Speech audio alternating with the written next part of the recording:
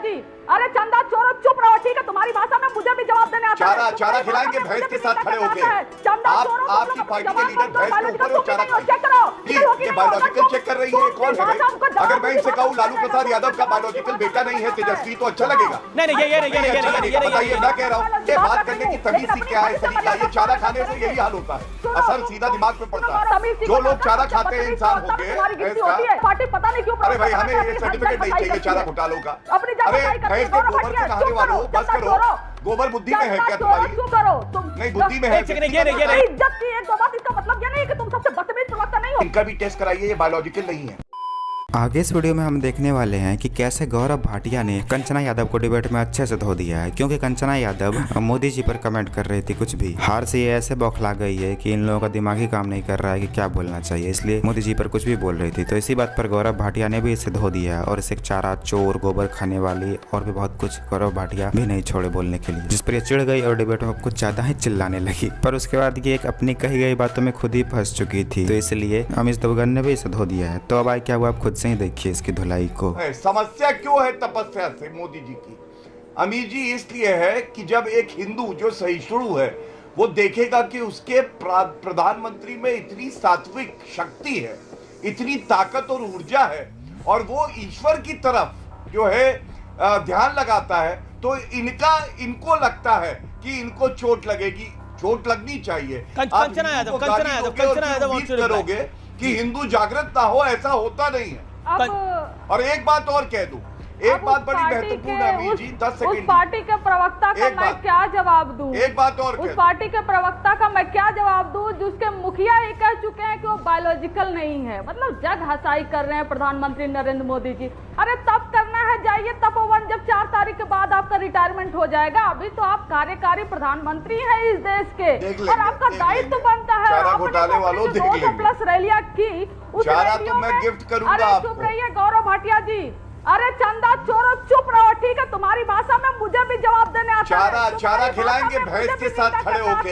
चंदा चोरो, आपकी पार्टी के लीडर भैंस के ऊपर और चारा खाएंगे। चेक करो गौरव भाटिया, चेक करो कि तुम बायोलॉजिकल। अरे तमीज से बात करें अमीर जी, ये बायोलॉजिकल चेक कर रही है, कौन है भाई? बोलोगे अब बताइए, मेरी छोटी बहन है, अगर मैं इनसे कहूँ लालू प्रसाद यादव का बायोलॉजिकल बेटा नहीं है तेजस्वी, तो अच्छा लगेगा? नहीं ये बताइए, मैं कह रहा हूँ। नहीं तो मैं कहूँ ये नहीं क्या? मेरा निवेदन है भाई, चुनाव का अंतिम दौर आ गया, मेरा निवेदन मानिए और भाषा की मर्यादा को बना के रखिए। ओके कंचना यादव, आप अपनी बात 30 सेकंड में रखिए, then Gaurav you reply. Modi ji कह चुके हैं, उनसे पहले कहिए बात करने की तमीज सी क्या है, सलीका? ये चारा खाने से यही हाल होता है, असर सीधा दिमाग पे पड़ता है। गौरव भाटिया तुम तमीज जो लोग चारा खाते हैं इंसान हो गए, उनके दिमाग में और उनकी सोचने की क्षमता पे असर पड़ने लगता है। होती है। तुमको भारतीय जनता पार्टी पता नहीं क्यों। अरे भाई हमें ये सर्टिफिकेट नहीं चाहिए चारा घोटालों का। अपनी अरे भैंस के गोबर से नहाने वालों, बस करो। गोबर बुद्धि में है क्या तुम्हारी? चुप करो तुम। नहीं बुद्धि में है। ये नहीं।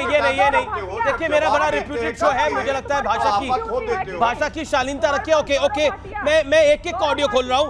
कंचना आप अपनी 30 सेकंड में बात को समाप्त करिए, देन गौरव जी मैं आपको मौका दूंगा उसके बाद। Gaurav Bhatia I give you chance. 1 second PCR, follow my command. Okay Kanchana Yadav 30 second आपके, देन गौरव भाटिया 30 सेकंड। कंचना जी थोड़ा सा लाओ, नहीं तो तुमको यहीं पर मैं घेरूंगी, और सबसे बदतमीज प्रवक्ता हो तुम आज तक के।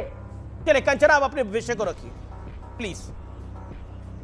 कंचना आप अपने विषय को रखिए। 30 सेकंड बीच में गौरव भाटिया कर रहे हैं। तुम्हारी इज्जत की एक दो बात, इसका मतलब यह नहीं कि तुम सबसे बदतमीज प्रवक्ता नहीं हो। मुद्दों पर बात करो चंदा चोरा। जब मैं बात कर रही हूँ तो बीच में तुम घुसो नहीं।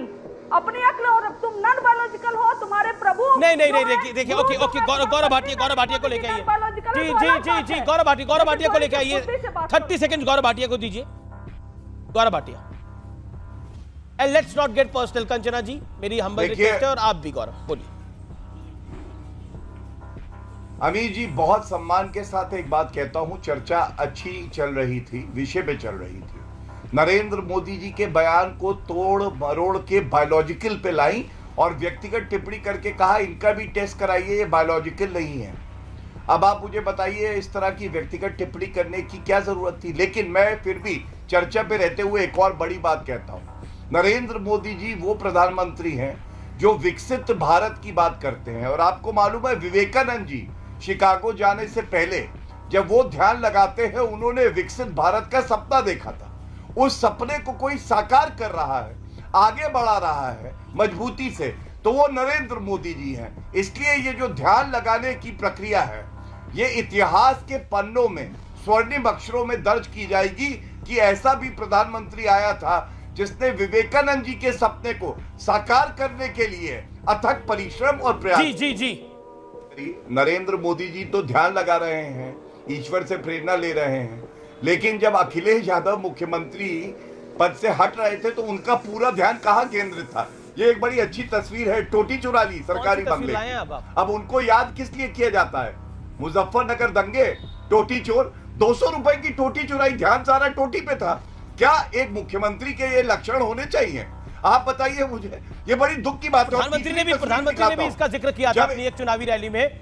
प्रधानमंत्री ने भी इसका जिक्र किया था, सुनील यादव। लेकिन जो लोग चुनावी टिप्पणी हो गई, सुनील यादव जी को चुनावी टिप्पणी हो गई। नहीं, प्रधानमंत्री ने भी एक रैली में जिक्र किया तो हम भी तो कह रहे हैं टोटी का। पार्टी के दरवाजे खड़े होंगे कि माई बाप हमको ले लो, हमारी दुकान बंद हो गई। देखिए, तीर निशाने पे लग गया अमित जी, तीर निशाने पे लगा है। सरकारी बंगले की 200 रुपए की टोटी चुराई, और ये कहना जरूरी है, इसीलिए जनता तीर निशाने पे लगाएंगे। कंचना यादव सबका यही हाल है, जब ये लोगों के पास जवाब नहीं होता है तो ये ऐसे ही पर्सनल कमेंट करती है, कभी प्रवक्ता पर ही, लेकिन आज तो ये हद पार कर दिया, आज मोदी जी पर ही बोलने लगी। तो इस पर गौरव भाटिया इसको धुलाई करते ही, और बिहार में ये मात्र 4 सीट लाई, उसी में इतना उछल रही है। वैसे इंसान ऐसा ही करता है जब उसके पास जवाब नहीं होता तो। और ये आरजेडी से है, आरजेडी के सभी प्रवक्ता का यही हाल है, तो इसलिए ये कैसे अलग हो सकती है अपने नेताओं से, चारा चोर लोगों से। खैर, आपको अगर थोड़ा सा वीडियो अच्छा लगा तो वीडियो को लाइक कर दीजिए, और ऐसे ही वीडियोस के लिए आप हमारे चैनल को सब्सक्राइब जरूर कर लीजिएगा। हम मिलते हैं बहुत जल्द किसी और वीडियो में।